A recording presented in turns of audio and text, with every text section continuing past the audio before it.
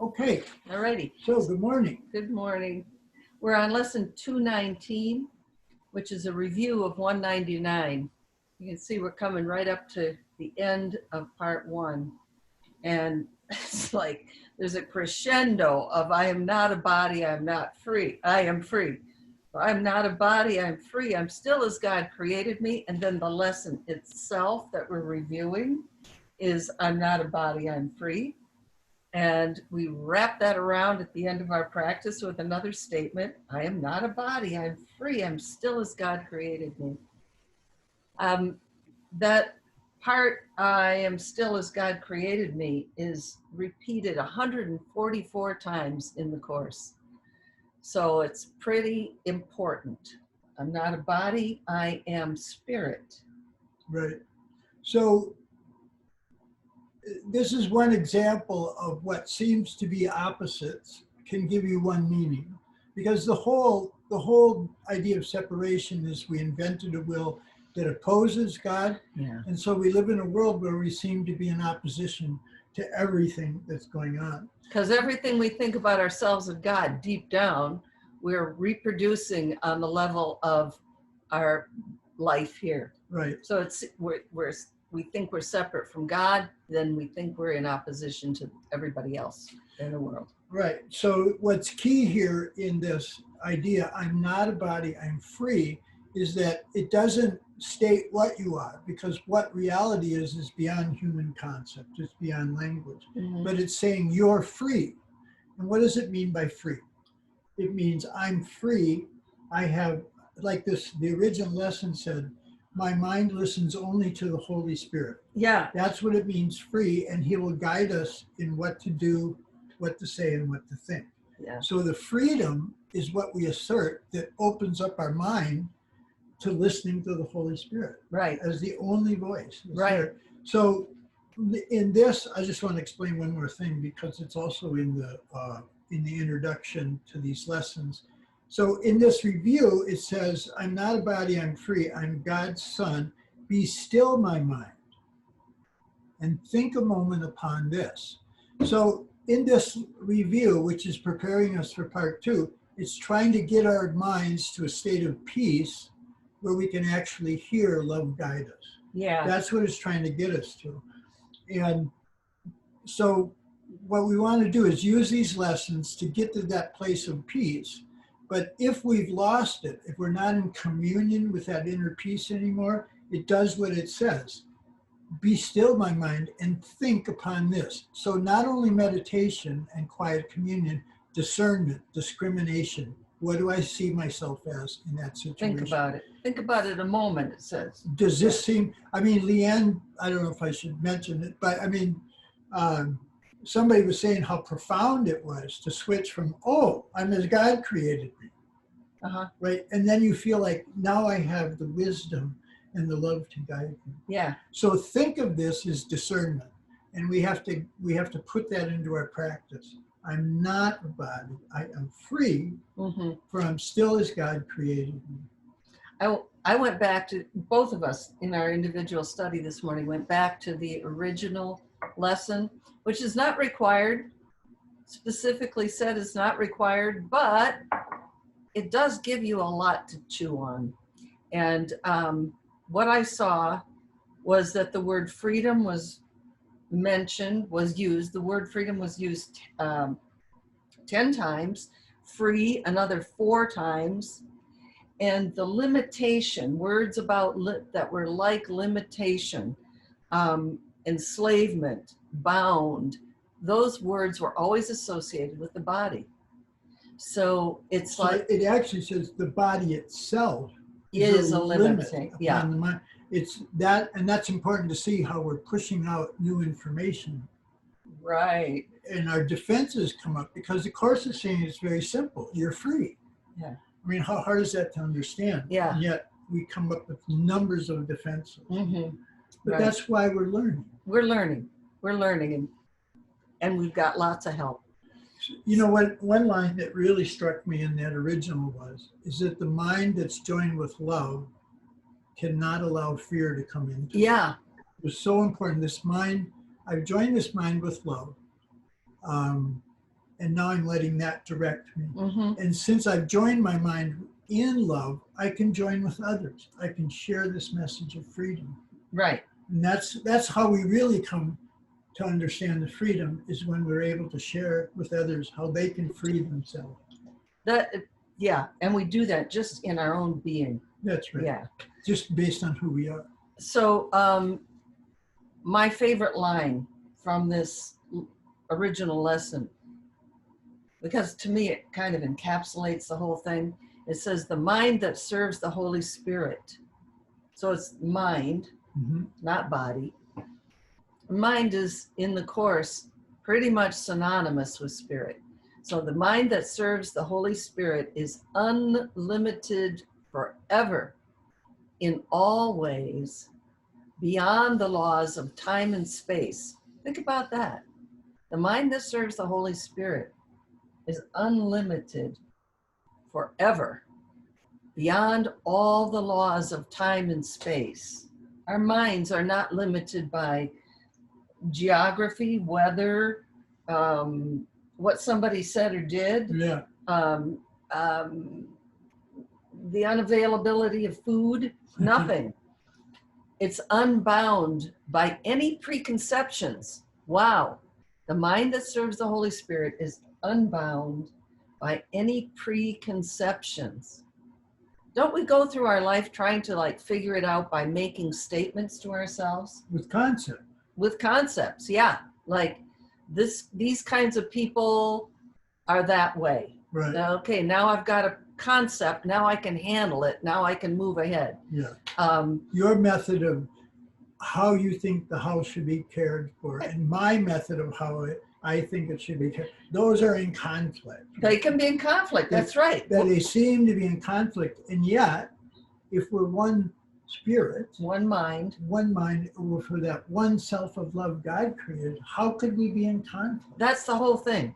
It's like, even in that lesson, there was a lot of help and understanding that the belief that we are in a body, locked into a body, is what is making attack seem real. Right. It's like what makes the world of conflict and attack operate here, operate in our minds. As it's operating in our minds, we project it out. It looks like the world is full of conflict. Right. And in conflict to us, like time and space and circumstances, right. Events, the way certain personalities are, that's what I'm seemingly in conflict. But what I'm in conflict with is my concepts of self. That's the real. That's it. I'm not a body. I'm free. Yeah. Right? Yep. That's the conflict. And the introduction of the set of lessons was saying, we haven't required you to put in, full time at this. We've had, do some practices. But if you spend more time with this practice, with working with these ideas, taking the ideas with you during the day, then you'll see I can free myself. Yeah. Right. And the other thing I wanted to get to this morning was, not only is this idea of peace and freedom being a motivator for us to practice, the framework in which we practice in is gratitude. Yeah. That's what he wants us to see, that we've been given everything by God. And he means that literally in the moment. Our smallest need, our least request, as long as it's coming from the Holy Spirit, as it's defined there, will immediately be met. Yeah.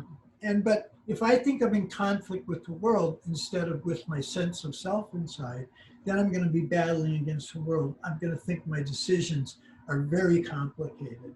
Yeah. Unless we clean the house my way, then, all horrible things will happen. Yeah, the bugs will come back. Yeah, and that debate goes on. And you need to have that discussion when you're working with others. But you have it doesn't have to be a conflict, though. It doesn't. You first have to get to the place of peace. Well, and that is, we're not bodies. So, like, talking about the bugs. Yeah. There's a place in our house that abuts the garage, and apparently bugs have been like coming under the sill plate, like secretly. It was like, you'd hear them at night. Ooh, they're big guys. It's not good. But the only way that could be a problem is if I think I'm a body. Right. If I know that I'm a mind and Holy Spirit is helping, Holy Spirit does not want us to have to sweat stuff. It's a waste of time.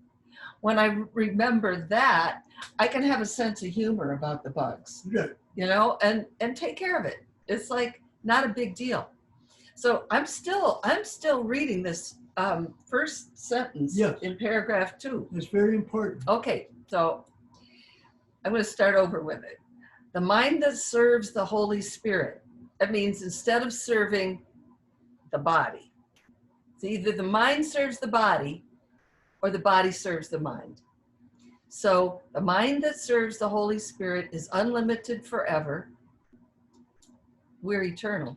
In all ways, beyond the laws of time and space, unbound by any preconceptions. That's where we left off. Yep. And with the strength and power to do whatever it is asked.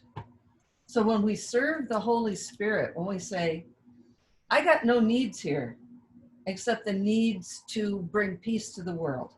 I accept it first for myself, and then I bring it to the world. What else would I be doing here? You know, one of the things that's said in there that's so important, along with what you're saying there, is that if you no longer see your conflicts inside you, your lack of peace based upon your circumstances or what the world seems to be telling you, or even what your body is telling you, if you're no longer caught in that as the conflict, and you recognize it's the conflict in your mind, then it says the body will be the perfect form for any situation to express love. Yeah. So the body isn't neglected then. It's not unneeded, and it's not invaluable. And said in fact, the body is super important, because that can be the means that seemingly is carrying this message of freedom, love, and peace, where it's really just is the mind. Yeah. But we need this illusion of a body to express love instead of self-centeredness or selfishness. And it said the body will be a perfect form for whatever is needed to express that. Yeah. You know, and the one I always use with that, so this is simple, pragmatic, and, you know, applying to every day, is I don't have to get upset if somebody cuts in line with me at the store. Yeah. You know, those are the things that I can watch for. Yeah. Why should I be in conflict with that? Yeah. I'm seeing, oh, that selfish person is trying to just push me out of the way. Stop.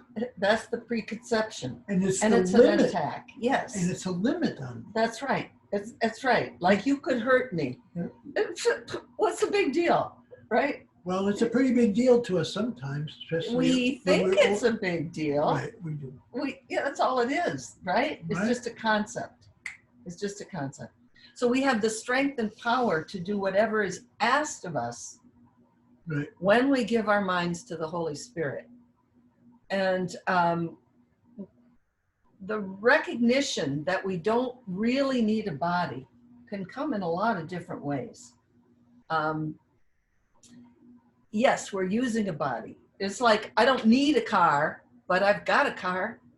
I can use it, but I'm not identified with it. It's not who I am. Well, it's an instrument.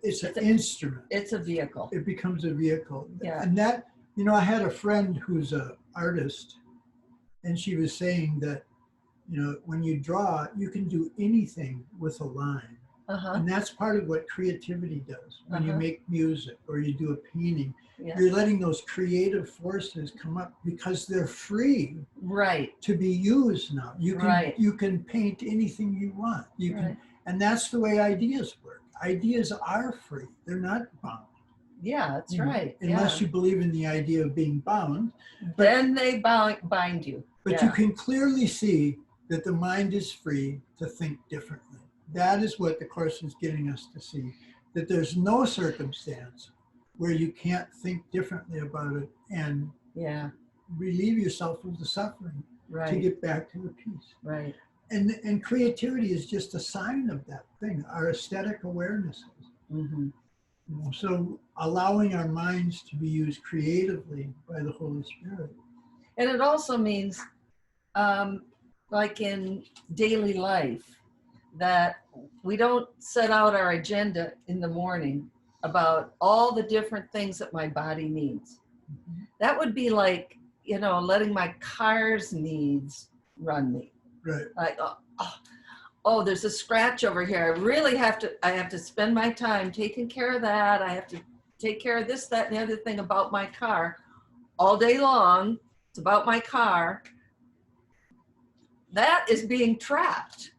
And this is the same thing with our bodies. We're not trapped by them. We can use them. We can use them creatively, expansively. And the freedom that comes is from not having preconceived ideas, but saying, Holy Spirit, what do you want from me today? It's your agenda, not mine. Give me the word. Let me know. Sometimes it's just like a little push, right? So what he says in chapter 13, here's what it says about the ego in chapter 13 as opposed to the Holy Spirit. Ownership is a dangerous concept if it's left to you. Yeah. The ego wants to have things for salvation, for possession is its law, possession for its own sake. In other words, if this circumstance is solved in the way I think it should, then I'm going to have peace. Yeah. That's what the ego's are. Possession for its own sake is the ego's fundamental creed, a basic cornerstone in the churches it builds to itself. And so what it's saying is, if you let the Holy Spirit, it's not that your bodily needs won't be met, but if you leave it up to the Holy Spirit, not only just, he'll supply them if you let him define them. And that's the key. Yeah. We don't define our needs on this level. We just turn it to the Holy Spirit, right? Yeah, and as much as we can. And he says, Jan, your husband can help you with those bugs. That's right, and you did. Or whatever. Yeah. I mean, when we're open to change, because we know the mind is free. Yeah. If we understand the ego has things for possession for just in and of itself. Right. Like if the virus was solved, now everything would be okay. Now I'll be ecstatically happy. Right. No. And it just goes on and on and on in an infinite set of how do I meet my ego body needs. Yeah. Which, like the definition of insanity is to keep doing the same thing over and over again. Right. But the Course is really gentle with us. Yeah. It's really gentle with us. No condemnation for all the repetitive mistakes we make. One of the, we mentioned Casey often, that Edgar Casey, that he didn't ask for guidance. Yeah. And therefore he burnt himself out. But if the Holy Spirit's guiding you in your giving of freedom, then you'll experience nothing but freedom. Yeah. And that's really the key in that. Hey, someone might think that if we serve the Holy Spirit, and this is a theme in the Course. Yeah. We think that if we serve the Holy Spirit, we're going to lose. We're going to sacrifice. God, being just like my ego, but much bigger and stronger, is going to demand pain, Of course. loss, a sense of neediness. And that just isn't the case. The mind that serves the Holy Spirit is blessed first before it gives out. That's the whole deal of why this continues to seem to be separate from love, because the first attack that made the ego and body seem to be real was a loss of love. That's what the separation seems to be. But moment to moment, if we demonstrate love is not lost through forgiveness, then we've proved to ourselves in that moment there's no loss in love. Yeah. And we're demonstrating it to ourselves. Right. So I want my mind to serve the Holy Spirit. Holy Spirit will tell me to do things that maybe don't seem to be a big deal. Like, well, right now it's time to do the grocery shopping, or right now, go outside and put your feet in the little pool and keep cool. I mean, whatever it is. Do you remember Marianne Williamson's first prayer when she started reading the Course, and she says, well, send me somebody then, Holy Spirit, send me somebody And then you pop somebody in her mind, she goes, oh, not him. Yeah, No. right. But I mean, the whole idea of having gratitude and understanding we can free ourselves, then our relationships should not be draining us at any point. It should Right. just be filling us up. Absolutely. But they seem to drain us. When ego's running the show, they do. Yeah. Because ego believes in sacrifice and loss. Right. And Holy Spirit only believes in abundance and extension. So we're always going to have the strength and the power to do whatever Holy Spirit asks. And we're free from our own belief in limitations. Right. It's like strength, power. Holiness, wisdom, and strength. Yeah, that was from one of the lessons we did. I bless the world because I bless myself. And we have the holiness, wisdom, and strength. That's right. So when the Holy Spirit is talking to us, if we're listening to the ego, it's I'm not very holy. I know I'm really just so tied to the world. I just couldn't do that. I'm a miserable sinner, mea culpa. And I don't really understand what's going on, and I'm certainly not free. Yeah. Right. Yeah, because everybody wants me to do this, I'm not free. Right. And I have to do those things. And since I love them, I guess I'll sacrifice my well-being to help them. That's all ego stuff, isn't it? It's just making suffering be the means to salvation. I mean, that was like you have to pay your debt, right, Mm-hmm. for separation, and it's going to be suffering. And that's just this fundamental belief we have. Yeah, it comes from the original belief that we're separate from God, right. who is all love, all abundance, all creation. It's a mistake. Right. Because the ego itself was a loss of love. It was an attack on love. Yeah, right. And then we just keep reproducing that attack by limiting ourselves by little things seemingly satisfying us like that. And it all comes from a belief that we are a body or we are limited by a body. I live in a body. Either one. I am a body or I'm in a body. Either one is a limitation on the mind. The mind is who we are, the Course says, is outside of this sense of separation, this belief in. So you're not in a body, I'm not in a body. We are both in a mind that we share. Mm-hmm. And a self.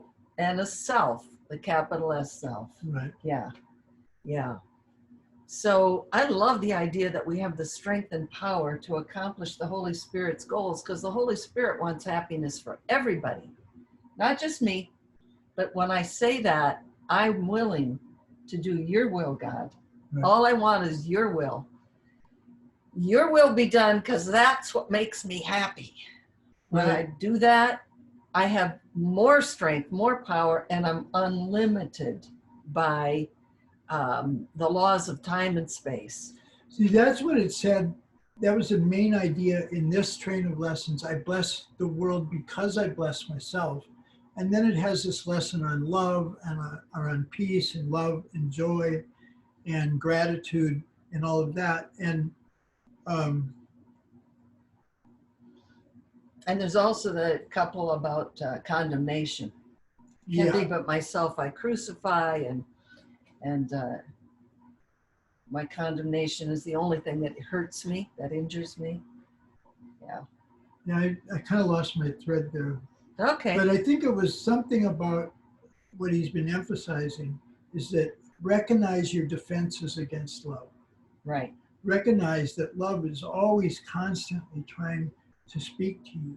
And we're putting up a barrier to it. Because the reality is there really is just wisdom and love and the Holy Spirit. That's all that's real. The rest of it is just this illusion we keep inventing. Right. So you mentioned defenses. Yeah. And the Course has got a lot of puns in it. If you're looking for them, you'll find them. They were put there, Jesus said, for Bill's amusement, because he really liked puns. Well, one of them is defense. So fences, barriers, walls, all of these words, especially in chapter 18, are used as metaphors for the body. So the body is defense. Right. Defense against love is the body. So can I give an example of that, which is Sure. very often something like somebody asked today, how many times do I have to forgive? Like you have to keep forgiving, keep forgiving. Yeah. But an example of that is like this morning, and this is frequently, this morning a friend of mine was going to buy a computer and she wanted some help with that. And so it was, you know, and then I knew we had class and there was something I needed to do with Jan. And I'm going like, oh my God, I better take, well, I got to go to help Jan. And if I don't help Jan, I'm not a good partner and she'll be mad at me. And if she's mad at me, oh my God, no. Attack, right? Belief And in that's like coming from this hot day sun of duty oppressing the mind. Yeah. And that's very different than say, I love this. and I'm safe no matter what happens. Right, I'm safe no matter what happens, but I want to join with this person Mhm. in love. They are not something that will take away my peace and my Right. freedom. I want to join. And Mhm. so it's moment to moment when you can see those ego goals popping up that Yeah. come from fear, that come from loss, that come from anxiety, you can catch those Right. before they build up. Yeah. And you know, in that example you use, which I'm sure everybody can relate to, Yeah. there's also the belief that we're under the sway of time.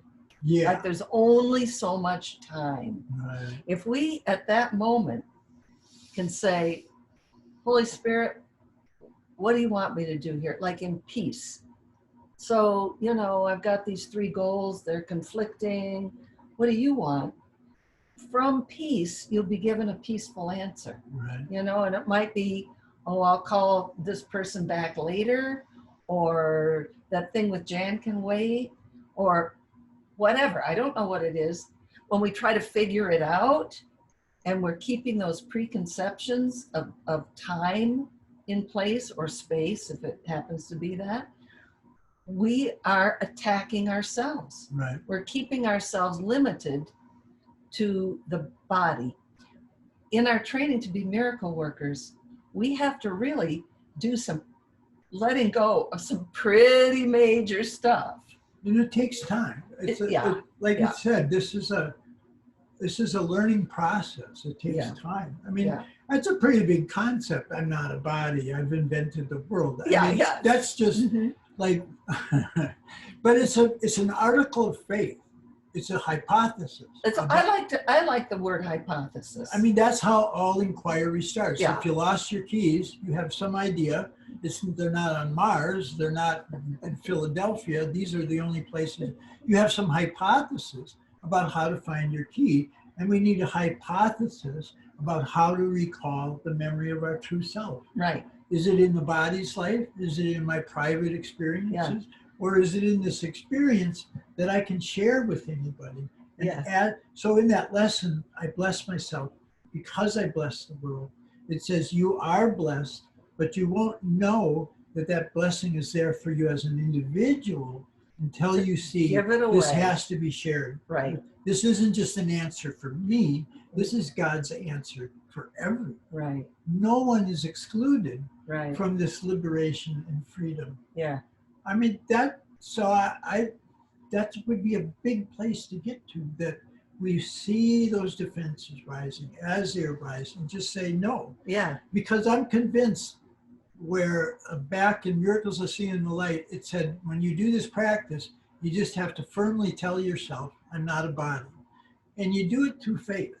But we've got to make that step, because if we're still hanging on the body, it's like the body or spirit. There's no in between on So that. it's like trying to have 1 foot on the dock and 1 foot on the boat that's slowly moving away from the dock. Yeah. Right. That's going to be really stressful, especially if there's alligators in the water.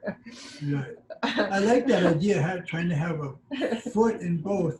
I mean, that's what the Course does. That's what we're doing. You know, I mentioned that yesterday. We're dancing back and forth from the boat to the dock Yeah. for a long time. Yeah. I'm sorry, I interrupted you.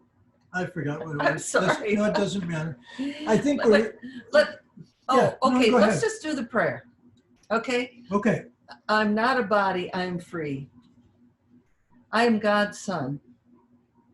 Be still, my mind, and think a moment upon this.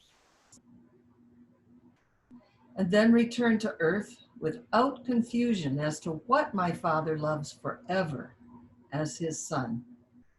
I am not a body. I am free, for I am still as God created me. Did you see the pun in there? Still? Still, I'm quiet. I'm continuing to be. Yeah, The word. that's so good. Okay. All right, let's Thank you for being